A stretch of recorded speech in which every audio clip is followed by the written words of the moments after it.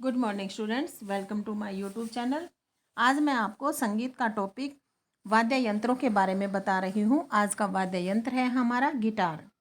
Guitar भारतीय संगीत में बहुत महत्वपूर्ण स्थान रखता है। यह एक विदेशी तत्व वाद्य है। गिटार दो प्रकार के होते हैं। फर्स्ट होता है हमारा हवाइन गिटार और सेकंड होता है हमारा Spanish guitar. Hawaiian guitar steel की रोड को तारों पर रखकर बजाया जाता है, जबकि स्पेनिश गिटार पर्दों पर उंगलियां रखकर बजाया जाता है। वैसे तो दोनों गिटारों की बनावट एक जैसी ही होती है। गिटार का एक तीसरा प्रकार भी होता है जिसे इलेक्ट्रॉनिक गिटार कहते हैं। बिजली से बजने के कारण इसे अंदर से पोला पोला मीन्स होता है खोखला रखने की ज़रूरत नहीं होती। इसीलिए इसकी जो शक्ल है, इसकी जो शेप है, वो हवाइन और स्पेनिश गिटारों से अलग होती है। भारत के संगीतकार गिटार पर शास्त्रीय संगीत भी प्रस्तुत करते हैं। शास्त्रीय संगीत कौन सा होता है? जो नियमों में बंधा हुआ संगीत होता है उसे हम शास्त्रीय संगीत कहते हैं। इसमें कुछ वादन से संबंधित पारिभाषिक शब्द हैं कि सूत फर्स्ट आता है। यह क्रिया गज से बजने वाले वाद्यों में प्रयोग की जाती है, जिस प्रकार से सारंगी है, सुरबहार है, वॉयलिन है, सरोद है, दिलरुबा है आदि। जो बिना पर्दे के वाद्यों में सूत बजाई जाती है और जिन वाद्यों में पर्दे नहीं होते उनमें एक स्वर से दूसरे स्वर तक ध्वनि को बिना खंडित किए एक ही आघात में आने की क्रिया को सूत कहते हैं। यही क्रिया जब पर्दे वाले वाद्य यंत्रों पर की जाती है तो इसे घसीट कहते हैं। इसमें चिन्ह का प्रयोग स्वरों के ऊपर किया जाता है, जैसे सा और मा पर कमान का चिन्ह, इस चिन्ह को बोला जाता है कमान का चिन्ह। सूत, मींड, घसीट, ये जो क्रियाएं हैं वो आपस में मिलती जुलती क्रियाएं हैं। इनमें केवल वाद्यों का ही अंतर होता है, मीन्स इंस्ट्रूमेंट्स का ही डिफरेंस होता है। नेक्स्ट आती है हमारी प्रक्रिया मींड।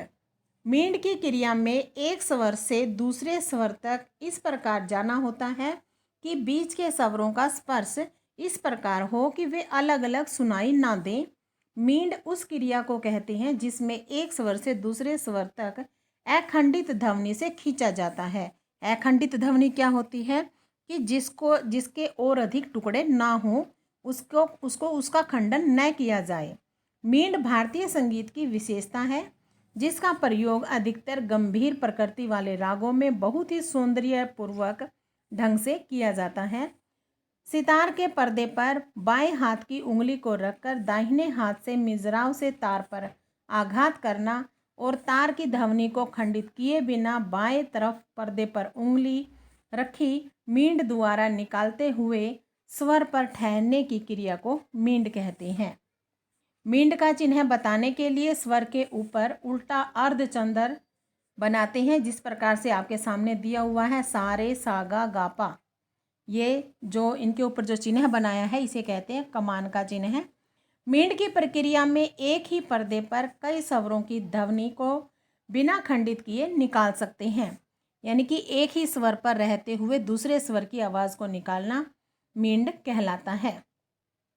जितना तार को बाहर की तरफ खींचते जाएंगे उतना ही स्वर ऊंचा होता जाएगा। मींड के द्वारा गायन या वादन में लोच या रंजकता आती है। मींड क्या है? फिर दो प्रकार की होती है। फिर फर्स्ट होती है हमारी अनुलोम मींड और दूसरी होती है विलोम मींड। अनुलोम मींड किसे कहते हैं? अनुलोम मींड में पहले मिजराव को आघात किया जाता है और फिर तार खींचा जाता है, जैसे सारे। अर्थात इसको हम कह सकते हैं कि आरोही मींड को अनुलोम मींड कहते हैं। यानी कि जब हम किसी का भी आरोह लेते हैं तो उसे हम अनुलोम मींड कहते हैं। फिर आता है हमारा विलोम मींड। मिजराव से आघात करने से पूर्व ही बाएं हाथ की उंगली से पर्दे को मींड लेने के स्वर को खींच कर लें और तब मिजराव से आघात करें, जिससे वह स्वर ऊंचा स्वर उत्पन्न करने के बाद नीचे के स्वर पर आए तो उसे विलोम मींड कहते हैं।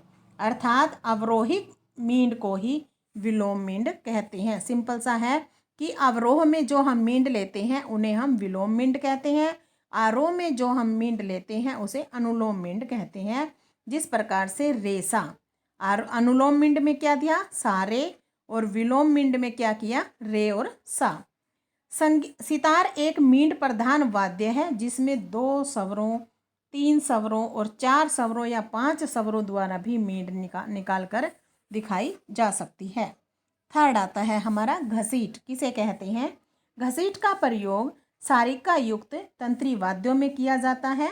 घसीट शब्द से आभास होता है कि इसमें एक ही स्वर से उंगली को कोमलता के साथ घसीट कर निश्चित स्वर पर पहुंचाते हैं। जहां हमें पहुंचना होता है निश्चित स्वर वो होता है। आमतौर पर मुर्कियों या तानों में घसीट का प्रयोग किया जाता है।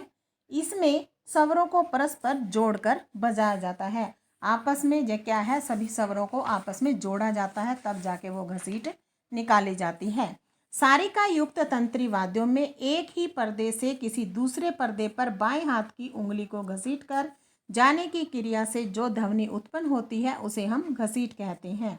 इसमें ध्वनि खंडित नहीं होनी चाहिए, मीन्स ध्वनि के टुकड़े नहीं होने चाहिए और बीच के स्वर भी स्पष्ट सुनाई देते हों या सुनाई देने चाहिए। घसीट का काम राग की प्रकृति, वर्जित स्वर और राग में लगने वाले स्वरों को ध्यान में रखकर ही की जाती है। यानी कि जिन स्वरों पर हम घसीट कर रहे हैं वो स्वर उस राग में लगने जरूरी होते हैं। नेक्स्ट होता है झाला। जब एक स्वर के बाद 3 बार 2 बार चिकारी बजाते हुए किसी छंद का आधार लेते हुए द्रुत गति से वादन करते हैं तो उसे झाला कहते हैं। बीच में हम जैसे मेन तार हमारा होता है, जैसे बाज की तार, उसको बजाकर उसके बाद हम 2 या 3 बार चिकारी की तार बजाते हैं तो इस क्रिया को हम झाला कहते हैं। जिस तरह से आलाप है, जोड़ के बाद झाला बजता है, उसकी तरह द्रुत गत के अंतिम चरण में भी झाला बजता है। बाज की तारों पर दा और चिकारी की तरफ तारों पर क्या है, रा का बोल बजाया जाता है। चिकारी और बाज के तार पर प्रहार करते हुए दा रा रा रा दा रा रा रा इस प्रकार का वादन करना ही झाला कहलाता है। यानी कि दा का बोल कहाँ पर होता है, बाज की तार पर, और चिकारी की तार पर 3 बार यदि हम रा रा का बोल बजाते हैं तो वो हमारा झाला कहलाता है।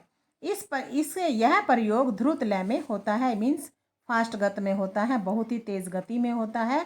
इसमें रा रा बोल ध्रुत लय में बजाए जाते हैं। नेक्स्ट आता है हमारा तोड़ा। कि तोड़ा किसे कहते हैं? जिस प्रकार गायन में तानों का प्रयोग होता है ठीक उसी प्रकार से सितार में गत बजाते समय जो विविध मैंने होता है अनेक स्वर समूहों की ताने बजाई जाती हैं उन्हें हम तोड़े कहते हैं।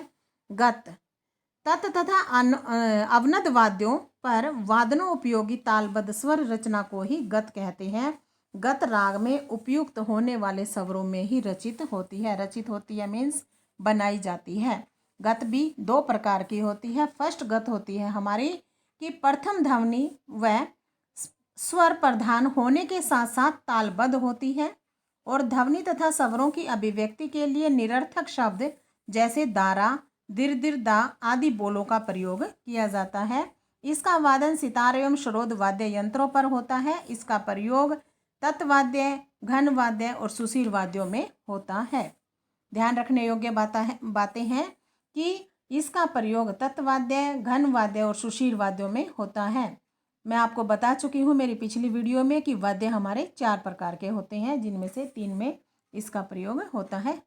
नेक्स्ट है दूसरे प्रकार की गत का प्रयोग वाद्यों पर होता है जिसमें ध्वनि तो होती है परंतु स्वर नहीं होते। ऐसी गत किसी न किसी वाद्य में ताल में बंधी हुई होती है और इसे प्रस्तुत करने के लिए निरर्थक शब्द जैसे धा, किट, धत, किट, धुम, किट इत्यादि बोलों का वादन होता है। ये था हमारा आज का वाद्य यंत्र गिटार। यदि आपको ये वीडियो अच्छी लगे तो आप इसे सब्सक्राइब और लाइक ज़रूर करें। Thanks for watching this video.